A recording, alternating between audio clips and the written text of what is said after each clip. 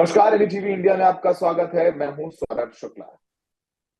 फिलिस्तीन बीच लगातार युद्ध जारी है, लेकिन परसों अस्पताल में हुए एक हमले में 550 से ज्यादा लोगों की मौत हुई, भी शामिल है। उसके बाद से क्या रुख बदलेगा, क्योंकि इसराइल रुका नहीं है, लगातार उसके एयर स्ट्राइक चल रहे हैं।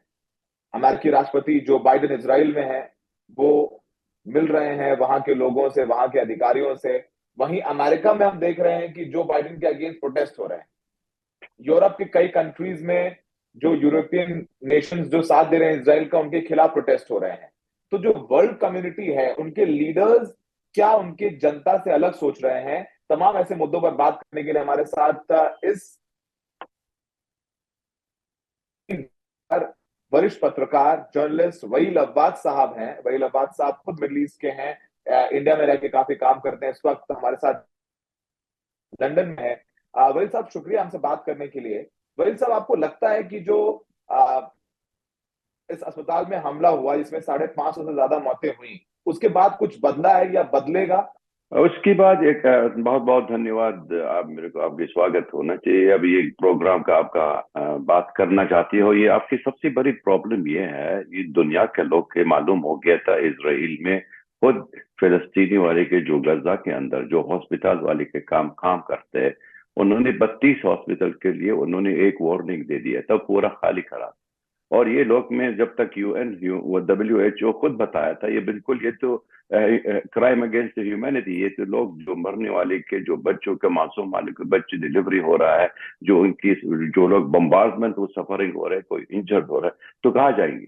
मतलब आप जैसे वैसे आपको पानी काट लिया था, बिजली काट लिया था, और पावर भी काट लिया था, और खाना भी नहीं देते, और ये लोग में कैसा काम हो जाएगी, कैसे सर्वाइव होगी? तो आप already you declare them dead, आप ये डेथ सेंटेंस में दे दिया था।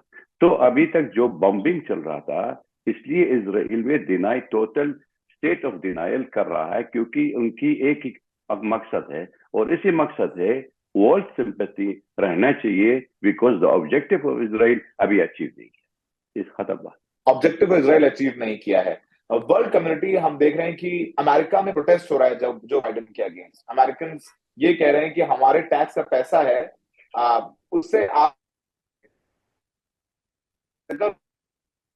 से पैसा लगा हुआ है। हम देख रहे हैं इंग्लैंड में भी प्रोटेस्ट कर रहे हैं लोग, जो यूके गवर्नमेंट की जो पॉलिसीज प्रो इसराइल है। हमने देखा जॉर्डन में प्रोटेस्ट हो रहा है, तमाम देशों में प्रोटेस्ट हो रहा है। इसको लेकर क्या करेंगे? क्योंकि वर्ल्ड कम्युनिटी, भले ही लीडर्स, धीरे धीरे लग रहा है कि फिलिस्तीन की तरफ सिंपैथेटिक है। देख, अगर आप इंसान हैं, जैसे हमारे गुरु नानक जी कह रहे, आप इंसान पहली है, ना मुसलमान, ना क्रिश्चियन हो, ना सिख हो, ना हिंदुस्तान हो, ना हिंदू भी है, ना हर जगह में, लेकिन आप इंसान हैं। अगर आप इस फोटो देख रहे हैं रोज रोज, कितना लोग मर गया था, और कितना मासूम बच्चे की आवाज नहीं, नीचे अंदर द आवाज आ रहे, और पापा वो मर गया था, मामा मर गया, और सारी दुनिया देख रहे हैं। अगर आप इतना इंसानियत नहीं है आपके हाथ दिल में, तो आप इंसान भी नहीं। ये इसलिए हम लोग ये कहना चाहते हो, should be immediate stoppage of this carnage. ये कंसंट्रेशन कैंप बनाया था फलस्तीनी वाले के लोग के, और आप ये 32 लाख आदमी है अभी तक यहाँ पर है, मरने के लिए कर रहा हो, अब बम्बार्डमेंट चल रहा था, तो अभी क्या मकसद है? This is a genocide. ये ऐसा नहीं होना चाहिए। तो अमेरिकन राष्ट्रपति जब तक इजराइल में आ गया था, उन्होंने क्लीन चिट दे दिया था, वो कह रही है तो आप नहीं किया था, ये फलस्तीनी हमास करा दिया। ऐसा थोड़ी होता है super power, president of super power saying like this. अभी उनके इलेक्शन ईयर आ रहे हैं, व्हाट नेक्स्ट ईयर, और जूइश लोग भी है जो अमेरिकन के अंदर है, they are supporting him.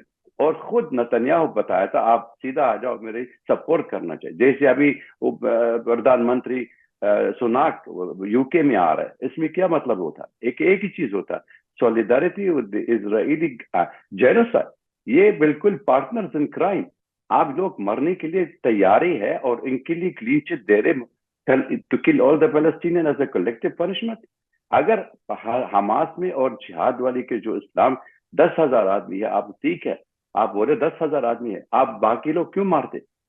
This is objective, क्योंकि इसराइल के ऑब्जेक्टिव एक ही है। जैसे हमारा कॉलोनियल पावर है, जैसे इसराइल बन गया था 100 साल पहले, ये लोग उन्होंने इंटेंशन है, इसराइल एग्जिस्टेंस आ गया 75 ईयर्स अगो, 75 साल पहले। क्यों? They wanted to make sure that Israel supremacy remain, like militarily, politically and economically. अभी जब तक हमास ये ऑपरेशन करा दिया था 7 अक्टूबर में, तो उनकी ह्यूमिलेशन हो गया। तो ये अच्छा मकसद ये ह्यूमिलेशन की करना चाहिए। To have to retain the glory of Israel, और द ग्लोरी ऑफ इजराइल कैसा हो जाएगी? They have to punish the फलस्तीनी।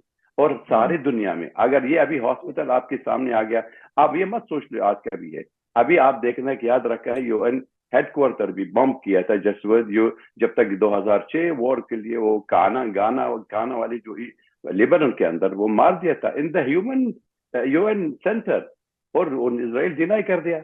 और इसी के बाद 2014 भी करा दिया था। और अभी तक जो हमारे जर्नलिस्ट वाली जो मार दिया था, जो शिरीन अबू आकले, वो भी डिनाई कर दिया था। और अभी जो लेबनान की मार दिया था वो भी डिनाई भी कर रहा है।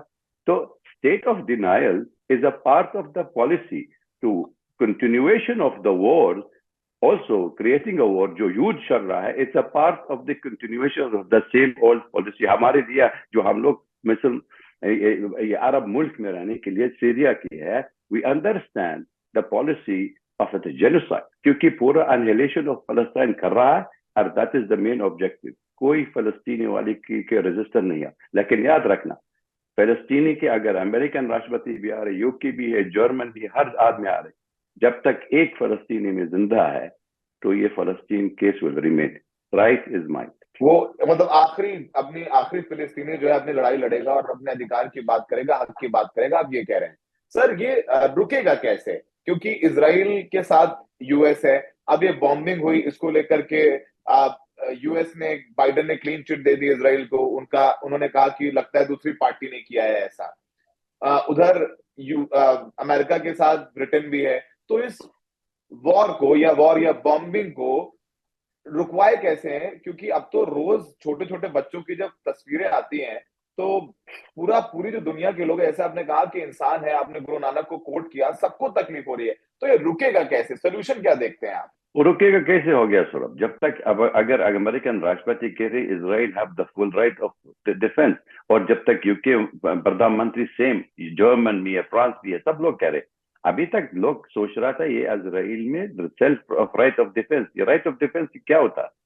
You can not kill people, innocent people, civilian आप मारते। जब तक ये आपका ये एक इंटेंशन है तो रुकते नहीं है, जो कोई रुका नहीं है। ऑब्जेक्टिव एक ही है, दो रेजिस्टेंस टू इजराइल ऑक्यूपेशन, ये खत्म बात। ये गाजा खत्म करना चाहिए हर हालत में। ये तो इजराइल की प्रधानमंत्री खुद बताया था, I am want to finish Hamas. Finishing Hamas doesn't mean you finish Gaza people.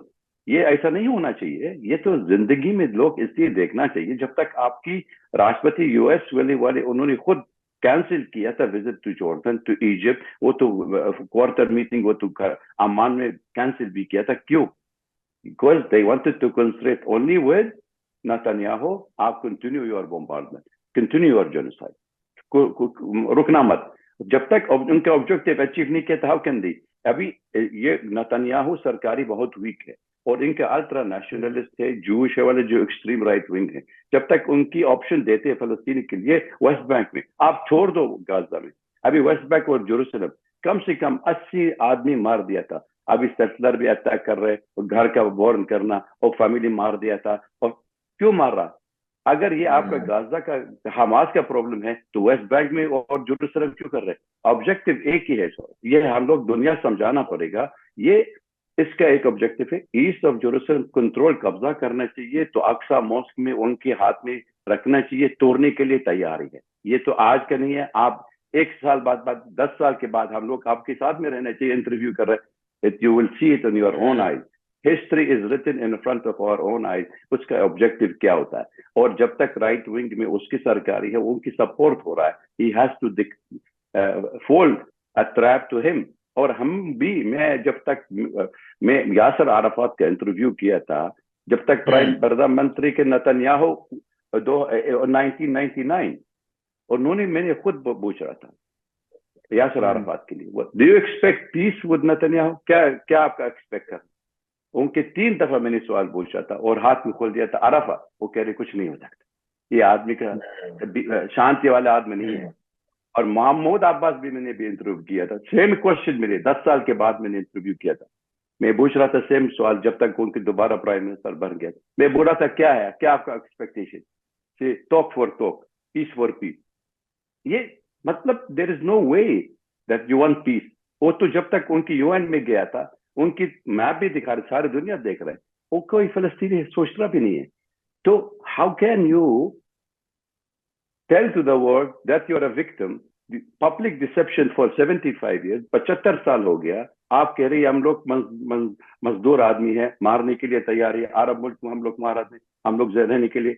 आप मैप भी देख रहे हो, then you will understand that half of the population of Palestine has been expelled, villages has been upturned, तो बच्चों को मार दिया था। So that's a continuation of the same policy. Sir, तो फिर ऐसा है तो आप जो जो आज के समय में जो लग रहा है कि सिचुएशन है, उसमें तो गाजा का बचना फिर तो मुश्किल ही है। आप ऐसे कह रहे हैं कि जब तक आखिरी पैलेस्टीनियन जिंदा है वो अपने हक की लड़ाई लड़ेगा, पर आज की तारीख में तो today's date Palestinians who are living in Gaza seems they are alone because Iran support कर रहा है, लेकिन ना रिलीफ पैकेज पहुंच पा रहा है वहां पर। अगर जो हमास लड़ भी रहा है तो, और बाकी पैलेस्टीनियंस के पास हमास के अलावा भी अपने आप को डिफेंड करने के लिए कोई हथियार नहीं है, तो भले ही इन प्रिंसिपल सॉलिडारिटी दिखा रहे हो अरब नेशंस भी, लेकिन डायरेक्ट कोई सपोर्ट नहीं कर रहा है फलस्तीन को। गाजा में हम और आप बात कर रहे हैं, हम लोग तो, आप भी जर्नलिस्ट हैं, हम भी जर्नलिस्ट हैं, पर उन लोगों के साथ जमीन पर खड़े होने को कोई तैयार नहीं है खुल के। बिल्कुल सही है, बिल्कुल बहुत अहमियत सवाल आप पूछ रहा था, लेकिन इसकी एक ऑब्जेक्टिव, जब तक आपके अमेरिकन वॉरशिप भेज दिया था, जर्मनी भी आ गया, फ्रांस भी वॉरशिप भी आया था, यूके वॉरशिप भी आया था, इसका क्या मकसद होता? they are making it look like the crusaders are back, colonization शुरू हो रहा। और आपकी ये कहना चाहते हो अगर कल का ये तो continuation of attacking on civilian, ये बिल्कुल front will be Lebanon will open the front, Jordan can't stay quiet, Egypt will not sit quiet, ये you are calling for an all out war, ये ऐसा नहीं होना चाहिए।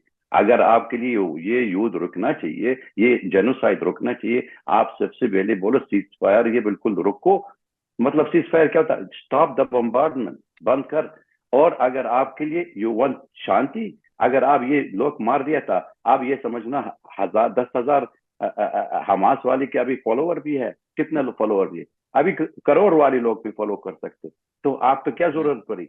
Are you looking for peace? You want to live in coexistence with the Arab, जैसे यहूदी और मुसलमान के, ये तो खानदान एक ही है, रहने चाहिए, तैयारी है। तो आप बैठो, sit down across the table, implement UN Security Council resolution, खत्म बात, दो स्टेट सोल्यूशन खत्म हो रहा है। Who will mediate? अमेरिकन करना चाहिए। अगर अमेरिका नहीं मांग रहे, America is responsible and UK fully responsible for the genocide on the Palestinians. History will never forgive these people who have done this damage to the Palestinians. You need to solve the problem. You created the problem. You solve the problem. Sir thank you हमसे बात करने के लिए। आपसे हिंदी में बात करके हम कोशिश करते हैं कि भारत में जो हमारे हिंदी भाषी लोग हैं उन तक भी ये सारी जो तमाम बातें हैं वो पहुंचे हैं। बहुत बहुत शुक्रिया सर, आप बैठे हैं और अपना वक्त देते हैं मेरे को, उसके लिए बहुत बहुत शुक्रिया हमसे बात करने के लिए भाई साहब। बहुत बहुत शुक्रिया आपकी है। मैं तो हमेशा मैं कहते मैं तो काफी वॉर कवर किया था फ्रॉम श्रीलंका टू लीबिया, लेकिन मेरा एक एम्बिशन है, ये बिल्कुल सारी दुनिया का शांति होना चाहिए, किसी को मरने के लिए जरूरत भी नहीं है, हमको रहने के लिए हमारा जिंदगी में बहुत छोटा है, और how much we can be greedy in this. Thank you sir, thank you so very much sir, thank you sir.